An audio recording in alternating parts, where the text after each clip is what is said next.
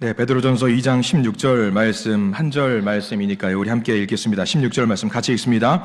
너희는 자유가 있으나 그 자유로 악을 가리는 데 쓰지 말고 오직 하나님의 종과 같이 하라. 아멘. 이 말씀 가운데 하나님의 크신 은혜가 있길 간절히 기도하고 소망합니다. 자, 우리 옆에 있는 믿음의 성도들과 함께 인사하기를 소망합니다. 우리 좌우에 있는 분들 보시고 함께 인사할까요? 저는 당신이 좋습니다. 인사하길 원합니다. 저는 당신이 좋습니다. 앞뒤에 있는 분들 보시고도요, 저는 당신이 정말 좋습니다. 인사하시기 바랍니다.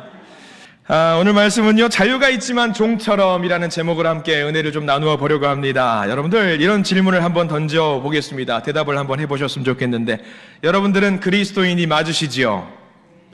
여러분들은 그리스도인이 맞으실 겁니다. 분명히 맞습니다.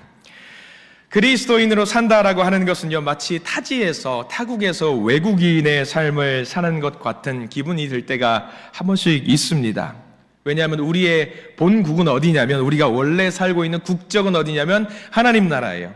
하늘나라입니다. 하나님 나라에 살고 있는 국적인데, 지금 우리가 살고 있는 이 세상은 분명히 천국이 아닌 것 같은, 마치 해외 체류 비자 받아가지고 외국에서 살고 있는 것 같은 느낌이 들 때가 있거든요.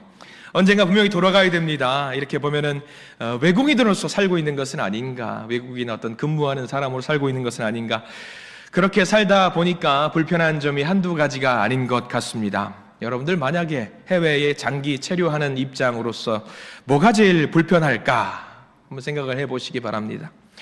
여기 울산 동구에 있다 보면은요, 외국인 분들을 제법 많이 만나게 됩니다. 여러분들이 근무하는 근무지도 그렇고요, 여러 가지 환경과 여건 속에서 외국인 분들을 만날 때가 많이 있습니다.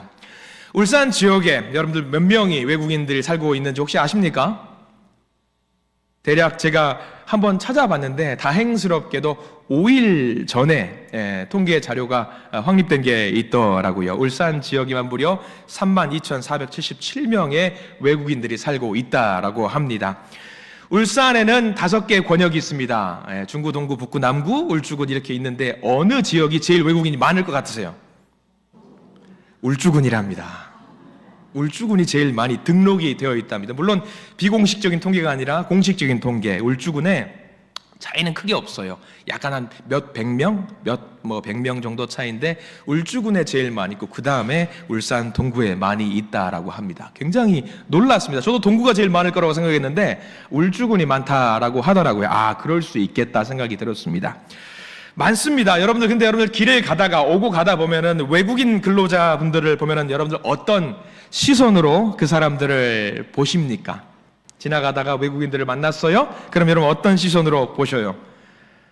아무렇지 않게 그냥 보십니까? 그런 분들이 많이 계신다면 다행입니다. 제가 바라고 소망하는 겁니다. 근데 아마 그러실 겁니다. 조금은 불편하실 겁니다. 그런 시선으로 그들을 바라보는 것이 솔직한 마음이에요. 그 역시 통계자료가 있었습니다. 2023년에 통계자료가 있었는데, 외국인들을 보면서, 저 살고 있는 외국인들을 보면서 대한민국에 살고 있는 사람으로 인식이 되느냐, 아무렇지 않게 바라보느냐, 아니면 조금은 불편한 시선으로 바라보느냐. 한국에 있는 61.1%의 대한민국 사람들의 외국인을 불편한 시선으로 바라볼 수밖에 없다라고 하는 통계조사가 나왔습니다. 놀랍죠. 상당히 많은 수의 사람들이 외국인들을 불편한 시선으로 바라보고 있다라고 하는 겁니다. 그 외국인의 마음을 한번 보실래요? 외국인들은 어떨까요? 불편한 시선으로 우리가 그들을 바라봅니다. 외국인들의 마음은 어떨까요? 더 불편하지 않을까요? 더 불편할 것 같아요. 아유, 나는 무슨 평범한 사람인데 왜 나를 저렇게 이상한 시선으로 쳐다보는 것인가? 그 외국인들에게 물어봤습니다. 외국인들에게 물어봤습니다. 무엇을 원하십니까? 무엇을 원하십니까? 그들은 하나 같은 이런 대답을 하더라고요.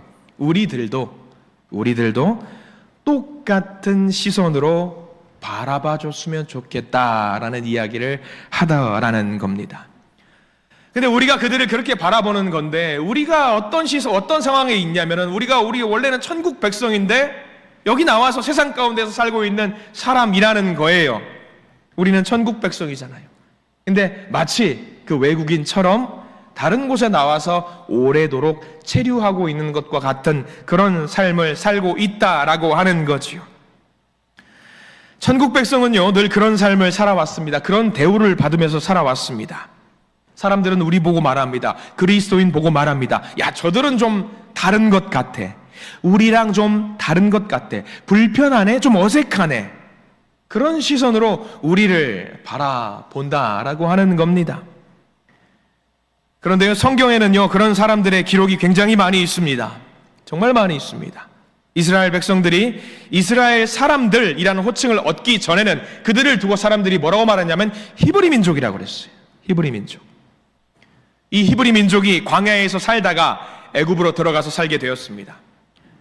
애굽 사람들이 보기에는 히브리 사람들은 외국인들이에요. 이방인입니다. 처음이야 대우가 좋았습니다. 히브리인들이 들어와서 애굽에 살게 되니까 애굽이라는 나라가 부강하게 되었거든요. 얼마나 좋습니까? 귀한 사람들입니다. 근데 시간이 지났습니다. 히브리 사람들을 불편한 시선으로 바라보는 사람들이 점차로 늘어나게 되었습니다. 불편한 시선이 쌓이면 무엇만 보이게 됩니까? 야, 우리나라 사람이 아니네? 외국인이네? 범죄자 아니야? 그런 시선으로 그들을 바라보게 됩니다. 외국인이라는 이유로, 외부인이라는 이유 하나만으로 그들을 멀리하게 되고요, 불편한 시선으로 히브리 민족을 바라보게 됩니다. 우리가 마치 그리스도인이라는 이유 하나만으로 불편한 시선을 우리가 받는 것과 동일합니다.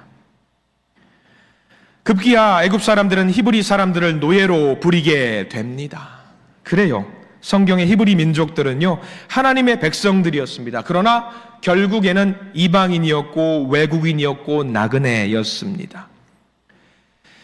어떤 식으로든 그렇게 불편한 시선으로 바라보게 되는 그 시선, 불편했습니다. 이스라엘 사람들 이제 나중에 신약 시대에 넘어와서도 마찬가지입니다. 로마 제국의 통치에 반대하는 이방인이었고 나그네였습니다. 그런 식으로 기존 질서와 다른 삶을 사는 사람들, 그러니까 무시를 당하고 멸시를 당합니다. 우리도 마찬가지입니다. 우리는 그리스도인입니다. 교회 다닌다고 하면은요, 세상 질서와 동떨어져서 마치 자기들만의 세계를 살고 있는 것 같은 사람, 이방인의 모습을 취하고 있습니다. 우리는 아무런 잘못도 하지 않았습니다만 미움받을 때가 있습니다. 책망받을 때가 있습니다. 사람들은 말해요. 야, 교회 뭐하러 다니냐? 교회 뭐하러 다니냐? 거기 가면 밥이 나오냐, 떡이 나오냐, 뭐가 나오냐? 근데 교회 다니면 밥이 나옵니다. 가끔 떡도 나옵니다. 그런 불편한 시선을 우리가 가만히 갖고 있으면서 살면 안 되는 거 아니겠습니까? 가만히 있을 수 없죠. 우리가 뭔가 대책을 세워야 합니다. 우리가 어떻게 해야 되겠습니까? 오늘 사도 베드로는 우리가 어떤 삶을 살아야 되는지, 이방인의 삶을 살면서 어떻게 살아야 되는지 우리에게 가르침을 주고 있습니다. 오늘 우리가 읽은 베드로전서는요, 그런 삶을 사는 우리들이 과연 어떠한 모습으로 살아야 되는지 알려주고 있는 소중한 말씀, 그 기록이 담겨 있습니다. 오늘 이 말씀을 통해서 은혜를 누리기를 소망합니다. 베드로는 세 가지 꼭지점을 들고 우리에게 이야기를 하고 있습니다. 첫 번째 주제를 한번 볼까요? 첫 번째입니다. 한번 화면을 띄워주시면 좋겠습니다. 1번. 안 나오네요. 저를 한번 따라서 하실까요? 선한 행실을 하는 교회. 시작. 그렇습니다. 선한 행실을 하는 교회가 되어야 됩니다. 베드로전서의 독자는요, 우리이기도 하겠지만 흩어져 있는 성도들, 그리스도인들을 향해서 쓰고 있는 편지입니다. 우리 성경책을 오늘 많이 찾아볼 거예요. 베드로전서 성경책을 보시고 12절 말씀, 2장 12절 말씀을 우리 함께 보려고 합니다. 성경책을 꼭 보시고 베드로전서 2장 12절 말씀을 같이 읽겠습니다. 시작. 너희가 이방인 중에서 행실을 선하게 가져 너희를 악행한다고 비방하는 자들로 하여금 너희 선한 일을 보고 오시는 날에 하나님께 영광을 돌리게 하려 함이라. 거기 옆에 제일 마지막에 나와 있는 말씀에 밑줄을 그으시기 바랍니다. 하나님께 영광을 돌리게 하려 함이라. 이게 굉장히 중요한 말씀이에요. 베드로는 이야기하고 있습니다. 그리스도인들에게 뭐라고 이야기를 하고 있냐면, 당신들이 선한 행동을 하고 있는 건 알고 있어요. 악을 행하지 않는다라는 것 잘 알고 있습니다. 그럼에도 불구하고 세상에 있는 많은 사람들이 당신들을 두고 비방을 한다라는 것 잘 알고 있습니다. 교회에 있는 많은 성도들이 그런 대우를 받았답니다. 당시에는 로마가 지배하고 있는 시대였어요. 황제를 숭배하는 것이 공공연했습니다. 그리스도인들은 우상 숭배에 참여하지 않는 사람들이잖아요. 황제를 숭배하지 않으니까 어떤 사람들이 되냐면요, 반역자가 되는 겁니다. 밉상이 되는 거예요. 그냥 밉상으로 끝나면 다행인데 밉상으로 끝나지 않아요. 온갖 오해와 책망과 비방이 시작됩니다. 사람들은 그리스도인들을 두고 뭐라고 말합니까? 옹졸한 사람들이라고 해요. 독선적이라고 합니다. 융통성이 없다라고 합니다. 자기들만 구원받았다고 합니다. 그리고 교만한 자들이라고 합니다. 성도들 간에 우리가 사용하는 용어 중에 아름다운 용어가 있습니다. 형제님, 자매님이라는 굉장히 아름다운 용어가 있죠. 근데 로마 시대에 서로 간에 형제님, 자매님 하니까 오해를 합니다. 뭐라고 오해를 합니까? 형제와 자매라며 왜 저들은 근친상간을 하는 것인가? 오해를 하게 됩니다. 성찬식은 또 어떤 오해가 있어요? 성찬식을 합니다. 성찬식, 떡은 뭡니까? 누구의 살이죠? 예수 그리스도의 살입니다. 포도주는 뭡니까? 예수 그리스도의 피입니다. 그러니까 로마 사람들이 오해를 합니다. 무슨 오해를 할까요? 야, 저 사람들은 사람을 먹는구나. 오해를 하게 됩니다. 그렇게 되니까 멸시를 받고 책망을 받게 되는 겁니다. 지금 교회도 마찬가지입니다.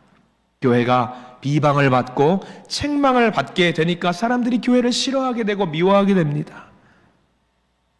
오늘은 좀 통계 자료를 좀 많이 보게 되는데요. 최근에 이런 통계 자료가 하나 있었습니다. 개신교인, 우리 믿는 사람들이 우리나라에 지금 대한민국 전체 인원 중에 몇 퍼센트 정도 크리스찬인 줄 혹시 아십니까? 한번 추측해 보세요. 2025년을 살아가는 지금 이 시대에 하나님을 믿는 사람, 개신교인들은 몇 명이나 될까? 자, 자료가 하나 있는데 한번 화면을 띄워주셨으면 좋겠습니다. 개신교인 가나안 성도의 추이를 한번 잠깐 보시겠습니다. 그 옛날 2012년도 자료부터 있는데 대한민국 성도님들, 사람들 중에 개신교인들, 교회죠, 교회를 다니고 있는 사람들이 무려 22.5%였다라고 합니다. 지금 2033년과 2023년 중간쯤 되겠죠. 2025년도 대략 몇 퍼센트일까요? 대략 아마 추측을컨대 한 15% 정도 된다라고 우리는 볼 수 있겠지요. 어때요? 크리스찬 추이가 어떤 것 같아요? 점점 올라가요, 내려가요? 점점 내려가요. 왜? 사람들이 교회를 싫어하게 되더라고요. 왜인지 모르겠어요. 근데 중요한 건 저기 주황색 표가 하나 있어요. 점점 늘어나는 게 하나 있죠. 뭐죠? 가나안 성도 추이. 가나안 성도가 뭔지 혹시 아시는 분? 저걸 거꾸로 읽어보십시오. 가나안 거꾸로 하면 안 나가. 교회는 안 나가는데 나는 크리스찬입니다. 저걸 두고 가나안 성도라고 하는 거죠. 교회는 안 나가요. 근데 물어봐요. 당신 종교 있습니까? 있습니다. 뭐예요? 크리스찬입니다. 교회 나가십니까? 안 나갑니다. 이게 뭐예요 도대체? 근데 교회는 나가면서 크리스찬들이 점점 줄어들고 있다라고 하는 거죠. 안타까운 일입니다. 안타까운 일이에요. 로마 시대에 살고 있는 크리스천과 다를 바가 없는 거예요. 점점 하나님을 믿는 사람들이 줄어들고 있는 거죠. 저 사람들에게 베드로 성도가 이야기하고 있는 거예요. 뭐라고 이야기하고 있냐면, 자, 이제 우리는 마음을 다부지게 먹고 결단하면서 크리스천의 삶을 살아야 됩니다 라고 우리에게 이야기를 해주고 있습니다. 오늘 성경 말씀 보기를 소망합니다. 11절 말씀 다시 한번 읽어보겠습니다. 성경책을 보시고 2장 11절 말씀 같이 한번 읽어봅니다. 시작. 사랑하는 자들아, 거류민과 같은 나그네 같은 너희를 권하노니 영혼을 거슬러 싸우는 육체의 정욕을 제어하라. 뭐 하라고요? 육체의 정욕을 제어하랍니다. 책망받고 있는 그리스도인들에게, 비방받고 있는 그리스도인들에게 뭐라고 이야기하고 있냐면 육체의 정욕을 제어하라.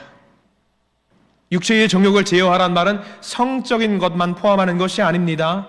성경에 보면요, 육체의 정욕을 제어하는 내용이 자세하게 나와 있는 부분이 있어요. 갈라디아서 5장 19절부터 21절까지 말씀, 긴 내용인데 화면으로 띄워드릴 겁니다. 육체의 정욕을 제어하는 방법에 대해서 갈라디아서 5장 19절 말씀 한번 화면으로 띄워주시기를 바랍니다. 같이 한번 19절부터 21절까지 천천히 읽어볼게요. 육체의 정욕을 제어하는 방법. 시작. 육체의 일은 분명하니 곧 음행과 더러운 것과 호색과 우상 숭배와 주술과 원수 맺는 것과 분쟁과 시기와 분냄과 당 짓는 것과 분열함과 이단과 21절입니다. 투기와 술 취함과 방탕함과 또 그와 같은 것들이라. 전에 너희에게 경계한 것 같이 경계하노니 이런 일을 하는 자들은 하나님의 나라를 유업으로 받지 못할 것이요. 어떠세요? 저기에 나는 하나도 걸리지 않습니다. 당당하게 이야기하실 수 있는 분들 계십니까? 어디 하나는 걸릴 겁니다. 베드로가 이야기하고 있는 거예요. 우리에게 이야기하고 있는 거예요. 그리스도인으로서 우리는 저런 항목들을 다 보면서 우리를 스스로 잡아야 된다라고 이야기를 하고 있는 거죠. 정말 어려운 일이죠. 어려운 일입니다. 육체의 정욕을 잡는 일이 어렵습니다. 이제 더 나아갑니다. 베드로는 우리에게 이야기를 하고 있습니다. 우리 성경 말씀 베드로전서 2장 12절 말씀을 우리 성경책을 보시고 함께 봤으면 좋겠습니다. 2장 12절 성경책 보시고 같이 읽습니다. 시작. 너희가 이방인 중에서 행실을 선하게 가져 너희를 악행한다고 비방하는 자들로 하여금 너희 선한 일을 보고 오시는 날에 하나님께 영광을 돌리게 하려 함이라. 이게 무슨 말일까? 무슨 말일까? 그리스도인들이 어떤 삶을 살아야 되는가? 간단합니다. 간단해요. 선한 행실을 하라는 겁니다.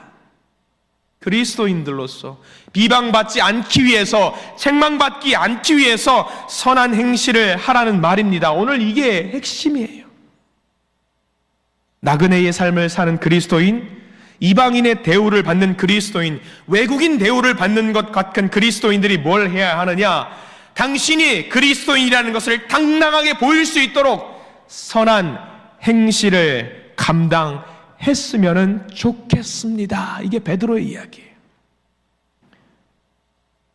우리들이 있는 그 자리에서 선한 행실을 통해서 진짜 그리스도인의 모습을 보이기만 하면은 어떤 일이 발생되느냐? 12절 제일 끝자락 보시기 바랍니다. 12절 제일 끝에 뭐라고 나와 있냐면 하나님께 영광을 돌리게 하려 함이라. 우리가 선한 일을 하면은요 어떻게 된다? 내가 높임 받는 것이 아니라 내가 선한 일을 하게 되면은요 하나님이 영광 받으신답니다.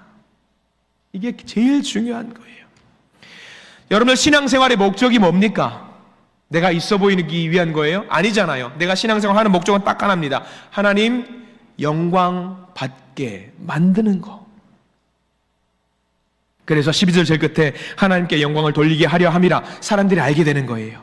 내가 선한 일을 하고 선한 행실을 하면은요, 이야, 저 사람 보소.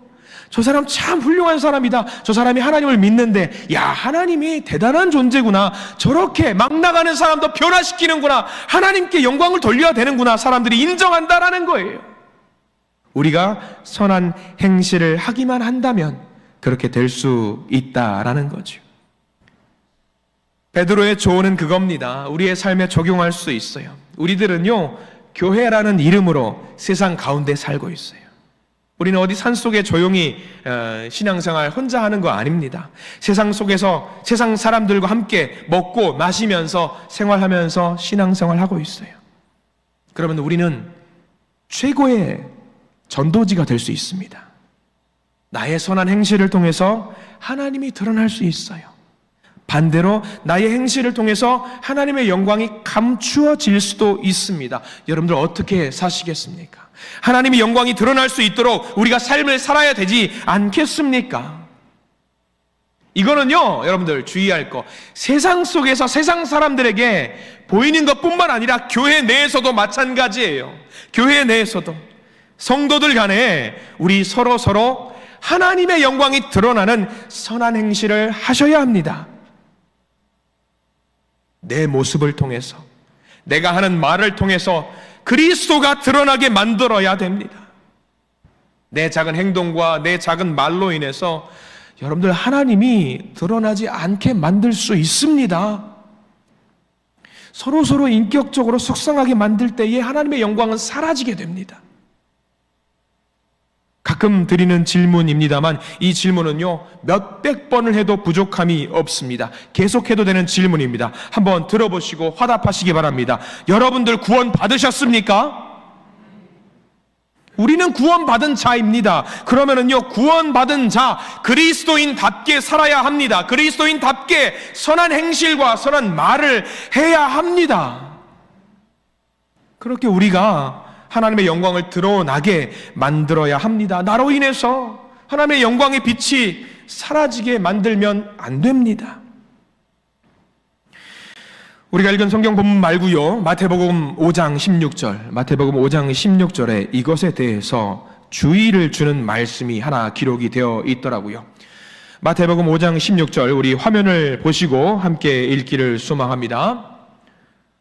함께 읽겠습니다. 이같이 너희 빛이 사람 앞에 비치게 하여 그들로 너희 착한 행실을 보고 하늘에 계신 너희 아버지께 영광을 돌리게 하라. 아멘.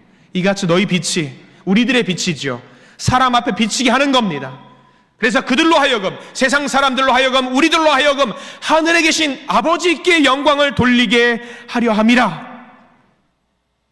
믿지 않는 자들도 그러겠거니와 우리 믿는 사람들도 서로 간에 선한 행실을 통해서 누구에게 영광이 되게 한다? 하나님께 영광이 되게 해야 된다라는 거죠.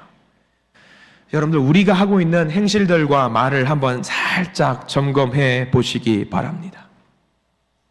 교회에서, 일터에서, 직장에서, 만남, 교제의 모든 자리에서 내가 과연 그리스도인으로서 하나님의 영광을 드러내는 행실과 말을 하고 있는지 한번 점검해 보시기 바랍니다.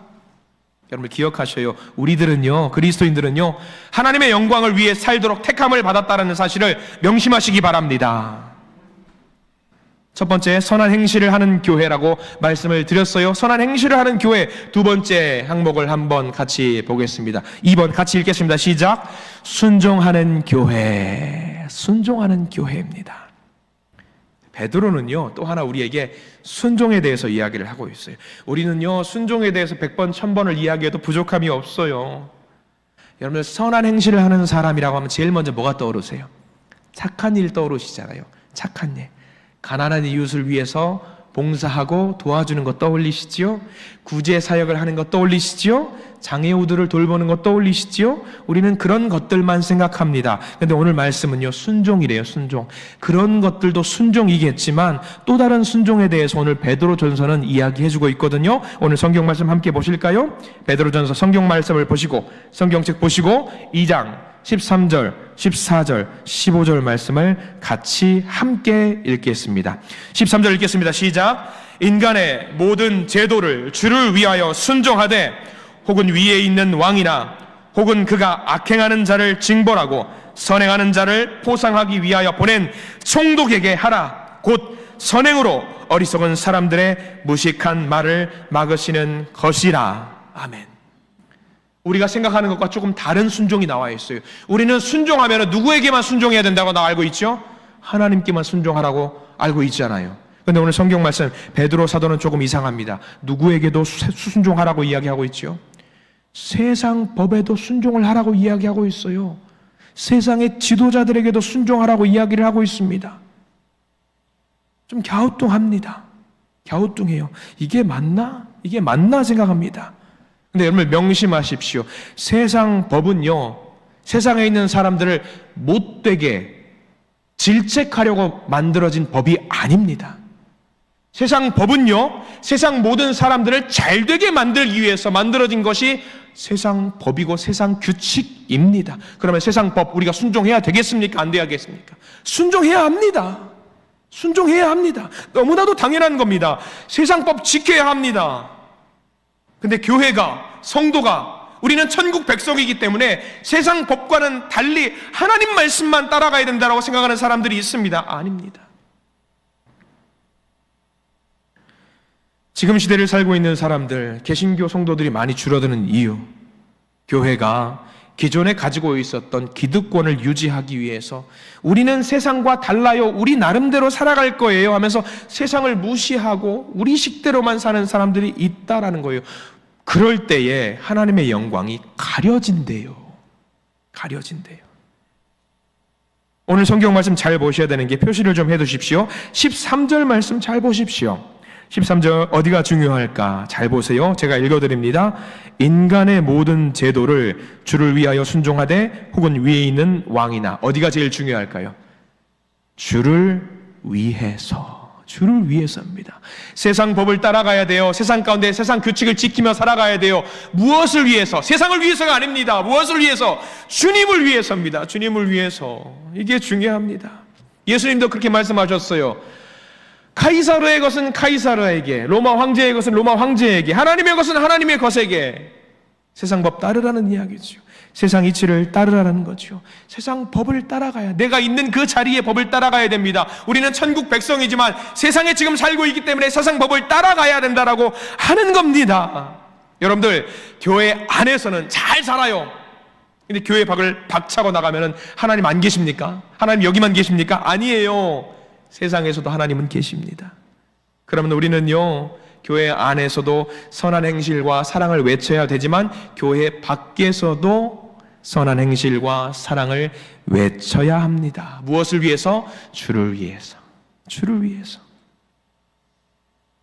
말씀을 준비하면서 세상 법대로, 세상의 가치대로 살면서 그리스도의 영광을 위해서 열심히 살았던 한 분이 떠올랐습니다. 대략 20년 정도 전 일이었습니다. 제가 원어민 강사, 제가 대성학원에서 영어 강사로 아르바이트를 한 적이 있어요. 20년 정도 전 일인데, 거기에 원어민 강사로 필리핀에서 사셨던 분이 원어민 강사로 그 학원에서 근무하는 분이 계셨습니다. 그때만 해도 저보다 연배가 있는 분이셨고요. 이미 한국에서 15년 정도 삶을 사셨던 그 필리핀 사람이셨습니다. 근데 좀 문제가 있었어요. 그분이 한국말을 어디서 배웠냐면 전라도에서 배웠어요. 말이 굉장히 구수합니다.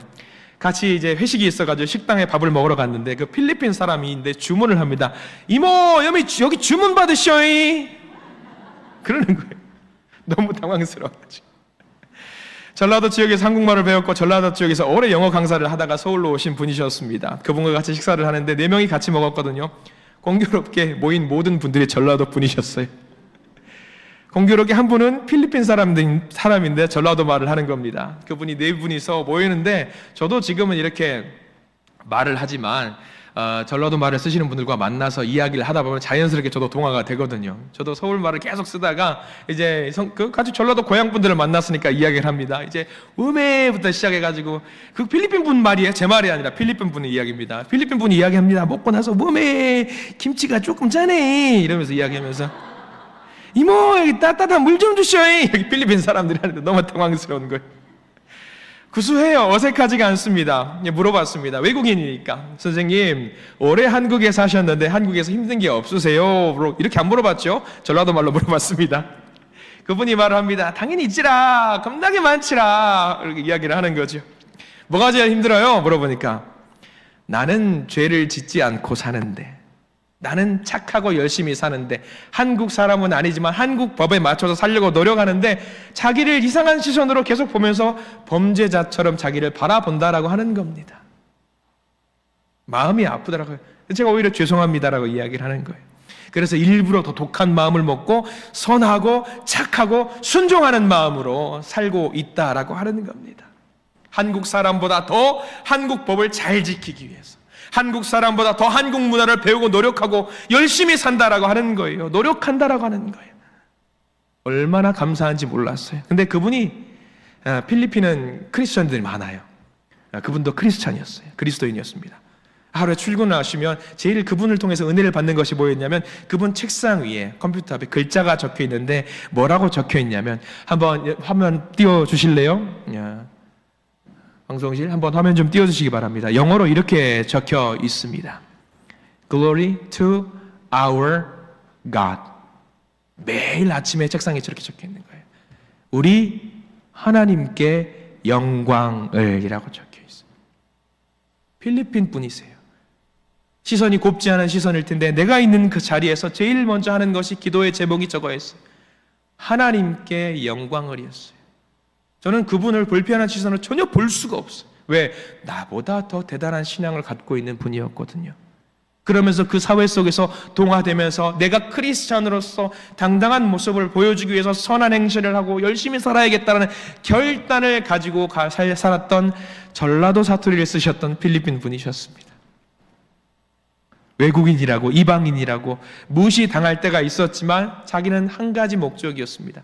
하나님께 영광을, 내가 있는 이 자리에서도 크리스천으로서 선한 행실을 해내자, 그거였습니다.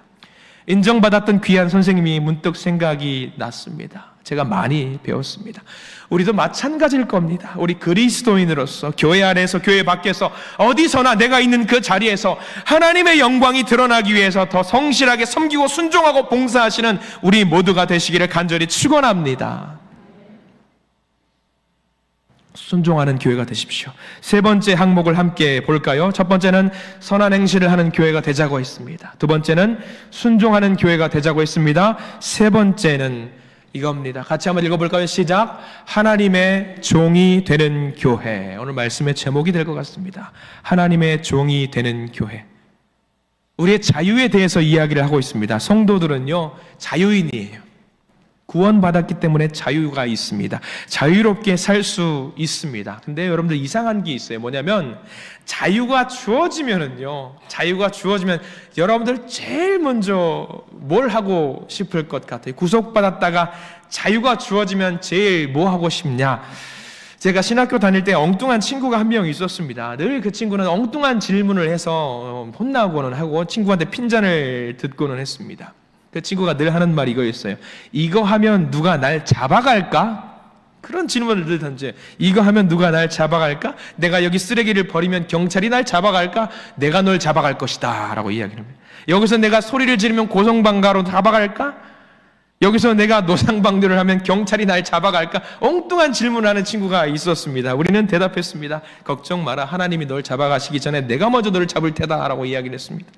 사람이 자유가 주면 기본적으로 무슨 마음이 생기냐면요, 이상하게 삐딱선을 타가지고 안 좋은 생각과 안 좋은 행동을 한다라는 겁니다. 그분 목사님이 되셔가지고 양평에서 목회를 잘하고 계십니다. 우리는 자유가 주어지면 늘 그렇게 안 좋은 생각들과 악한 생각들을 할 때가 많이 있습니다. 그 사람들을 두고 사도 베드로는 우리에게 해주는 이야기가 16절 말씀이에요. 성경책을 함께 볼까요? 16절 말씀 같이 읽겠습니다. 16절입니다. 너희는 자유가 있으나 그 자유로 악을 가리는 데 쓰지 말고 오직 하나님의 종과 같이 하라라고 나와 있어요. 이게 무슨 말일까? 교회는요, 성도는요, 죽을 수밖에 없는 죄인이었지만 예수 그리스도의 보혈의 피로 인해서 자유인이 되었습니다. 그러면 우리가 자유를 주신 누구의 말을 들어야 되냐면 예수 그리스도의 말을 들어야 합니다. 그런데 그 예수 그리스도의 말을 듣지 않고 악을 저지르고요, 그 악을 감추기에 바빴다라는 거예요. 그리스도인들이 그 자유를 가지고 감추기에 급급하지 말고 뭘 해야 하느냐 이야기를 해주고 있는데, 무엇을 해야 되느냐? 17절 말씀이에요. 성경 말씀 17절 말씀. 그 자유를 가지고 종이 되어서 무엇을 해야 되느냐? 17절 전체를 다 밑줄을 그어가면서 함께 읽습니다. 17절입니다. 뭇 사람을 공경하며 형제를 사랑하며 하나님을 두려워하며 왕을 존대하라. 뭐 하라고 나와 있죠? 뭇사람을 공경하라예요. 뭇사람을, 여기 있는 사람뿐만 아니라 교회 밖에 있는 많은 사람들을 공경하라고. 또 하나, 형제를 사랑하며 하나님을 두려워하며 왕을 존대하라. 이것들을 하라는 거죠. 이 17절 말씀 중에 가장 중요한 것이 있다고 한다면 저는 개인적으로 하나님을 두려워하며입니다. 뭇사람을 공경하는데 어떤 마음을 가지고 공경해야 되냐면 하나님을 두려워하는 마음을 갖고, 형제 자매를 사랑해야 되는데 어떤 마음을 갖고 해야 되냐면 하나님을 두려워하는 마음으로 해야 되고, 왕을 존대해야 되는데 세상을 존대해야 되고 세상에 있는 시스템을 존대해야 되는데 어떤 마음을 갖고 하나님을 두려워하는 마음으로. 하나님이 우선입니다. 이렇게 사는 그리스도인이 되라고 오늘 우리에게 말씀을 주십니다. 여러분들, 말씀을 정리합니다. 우리 그리스도인들은요, 세상에 살면서 선을 행하고 착한 일을 하고 바른 일을 해도 오해와 비방을 받을 때가 있는 나그네와 같은, 이방인과 같은 사람들입니다. 뭘 해도 따가운 시선은 피할 수가 없는 그런 때가 많습니다. 근데 우리가 그렇다고 할지라도 기억해야 될 것은, 우리는 하나님의 선택을 받은 거룩한 사람들이고 거룩한 자녀라는 사실입니다. 예수 그리스도의 피로 구속함을 받아서 죄의 속박에서 벗어난 자유인입니다. 그런 나그네의 삶을 살면서 가장 필요한 것이 있다라고 한다면요, 제일 먼저 하나님의 영광을 드러내기 위한 선한 행실입니다. 여러분들, 선한 행실을 하는 믿음의 그리스도인들이 되시기를 간절히 축원합니다. 무엇보다 하나님의 영광을 위해서 하십시오. 내가 선한 행실을 해서 야, 나 어때? 나 착한 사람이지. 그게 아니라 내가 선한 행실을 하는데 나는 뒤에 두고 하나님의 영광을 위해서 선한 행실과 선한 말을 하시기를 소망합니다. 그렇게 하나님의 종이 되십시오. 그러면 분명히 하나님의 영광이 더 찬란하게 빛이 나게 될 것입니다. 자유가 있지만 마음대로 하지 않고 예수 그리스도의 종으로 살아가면 됩니다. 사랑하는 우리 한신의 성도님들, 하나님의 영광을 위해서 선한 행실을 따라서 성도들과 세상을 섬기는 믿음의 백성들이 되시기를 간절히 축원합니다. 아멘. 기도하겠습니다.